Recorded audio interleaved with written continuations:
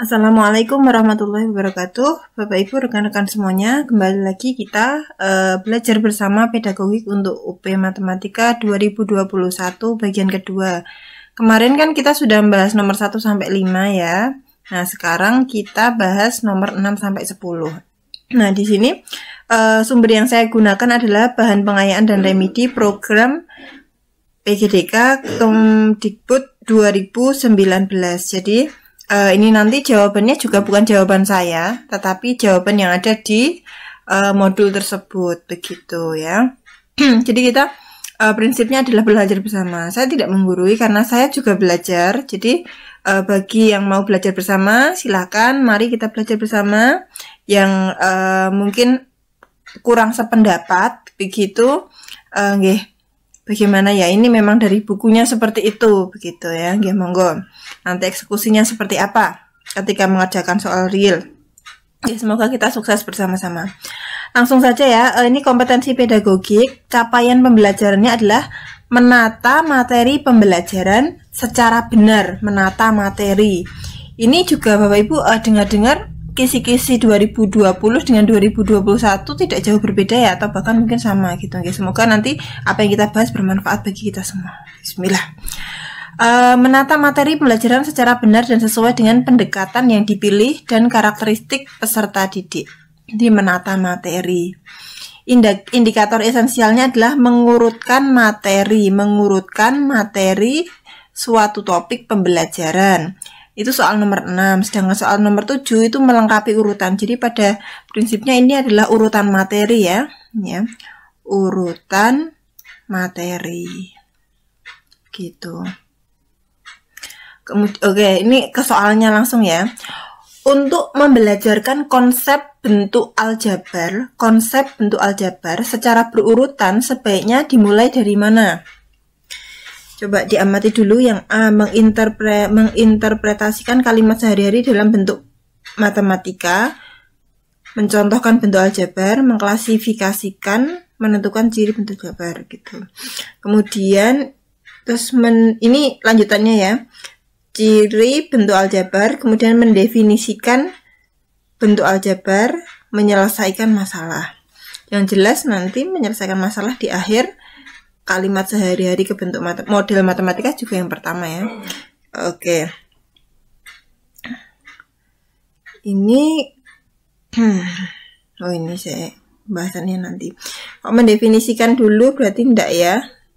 Nah, mendefinisikan dulu, enggak, harusnya ke kalimat sehari-hari sih. Kalau menurut saya, nanti kita cek. Menginterpretasikan kalimat sehari-hari, betul, iya sama. Terus menyelesaikan masalah, terus mencontohkan bentuk aljabar, sama. Yang mendefinisikan dulu, mengklasifikasikan, mendefinisikan ya. Nah, mendefinisikan dulu. Kemudian setelah mendefinisikan, mengklasifikasikan atau menentukan ciri-ciri dulu. Kemudian baru mengklasifikasikan, lalu penyelesaian masalah. Kalau C coba kita cek, kalau saya sih C.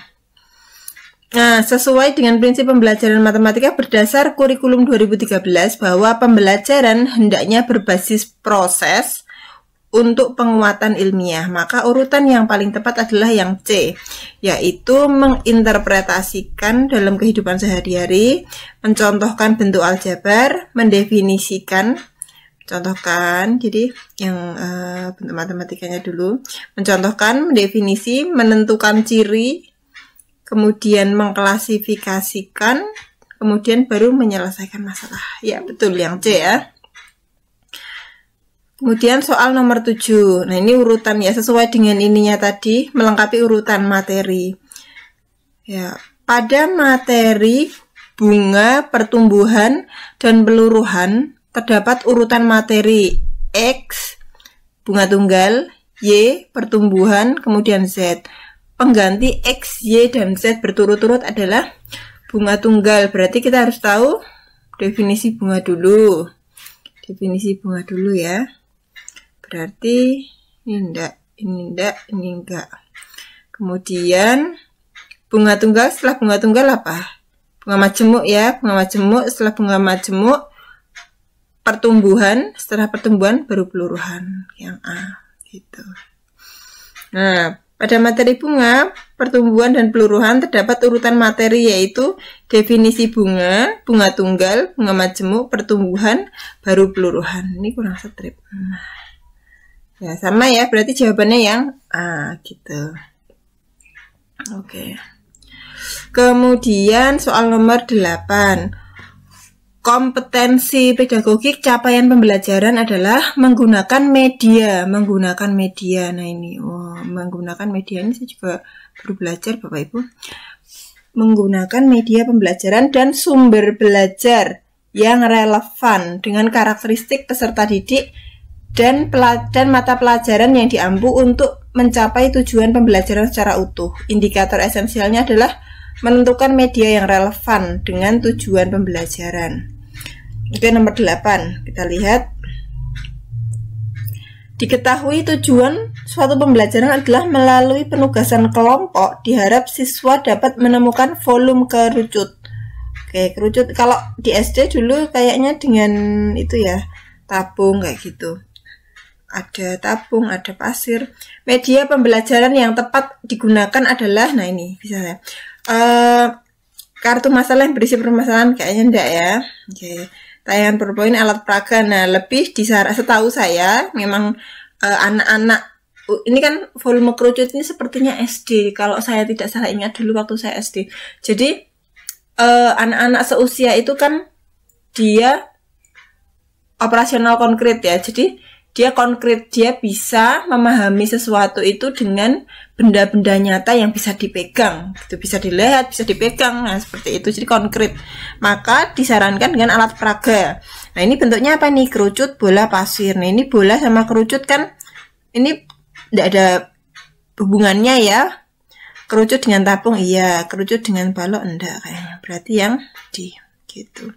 Jadi kerucut itu kan nanti dia sepertiga, jadi kerucut itu sepertiganya tabung gitu. Jadi nanti sepertinya urut-urutannya adalah untuk ngisi tabung ini ternyata butuh 3 kali kerucut gitu loh. Untuk isinya ini nanti 3 kali kerucut. Nah berarti nanti bisa dapat volume kerucutnya yaitu sepertiganya tabung begitu kira-kira ya.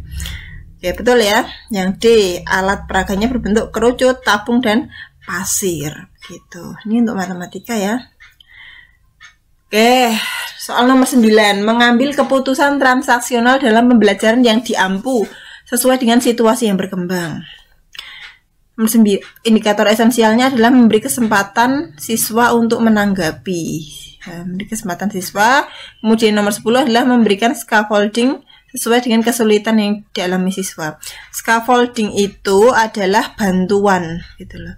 Bantuan. Jadi bantuan yang awalnya kita berikan kemudian nanti seiring waktu kita kurangi perlahan-lahan gitu untuk membentuk pengetahuan kepada siswa. Jadi pertama kita bantu, setelah itu pelan-pelan kita tarik bantuan kita agar siswa mandiri dan bisa belajar dengan baik gitu. Nomor 9.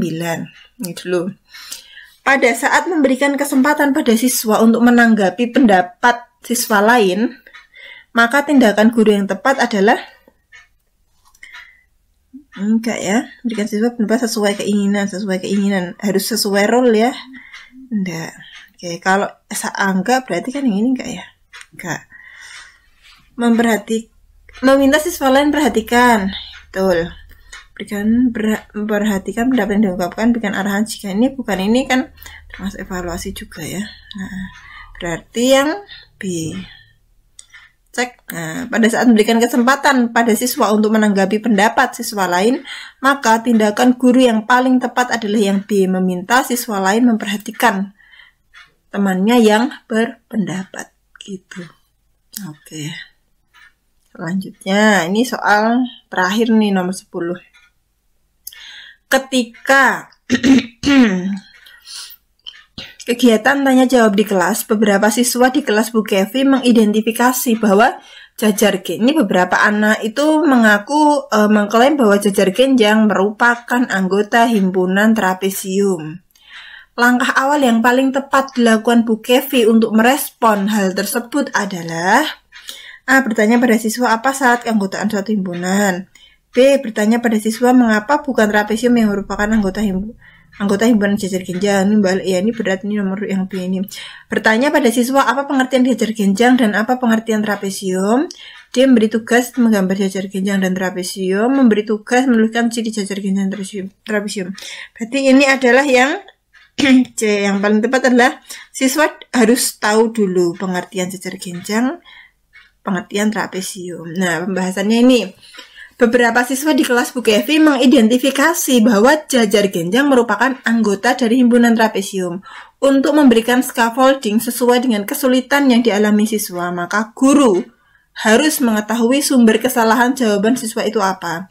Untuk itu jawaban yang tepat adalah C. Bertanya pada siswa apa pengertian jajar genjang dan apa pengertian trapesium agar masalahnya diketahui. Ya, betul berarti yang C. Oke, semoga bermanfaat.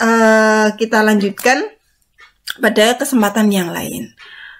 Assalamualaikum warahmatullahi wabarakatuh.